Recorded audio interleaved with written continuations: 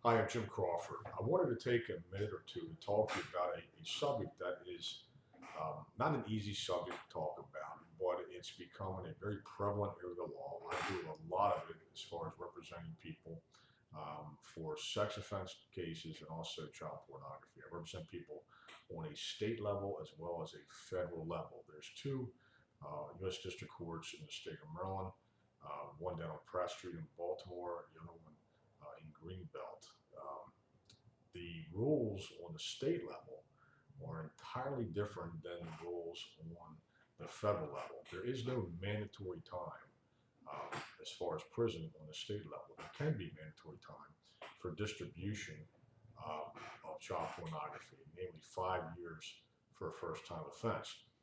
Here's what I want people to understand about these cases. And if you have kids, believe me, make sure they understand this as well. A lot of these programs out there, the old shareware programs, where basically there's a BitTorrent where you can download free music or free video, and it goes onto your hard drive. Once it's on your hard drive, other people who have that same program can automatically download that information, those images or that video onto their hard drive. On the federal level and state level, that constitutes distribution.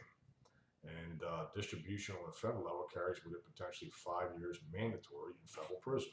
Like I said, there is no mandatory jail time on the state level, although many counties, such as Baltimore County, is trying to get defendants to plead out their cases from the standpoint of agreeing to do between 6 months and 18 months in local jail. I've been successful in abating that and not allowing it to happen on many occasions.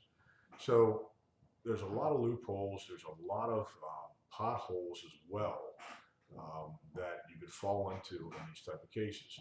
Here's what happens. A defendant will typically get a knock on the door early in the morning from a bunch of detectives. They'll have a search warrant.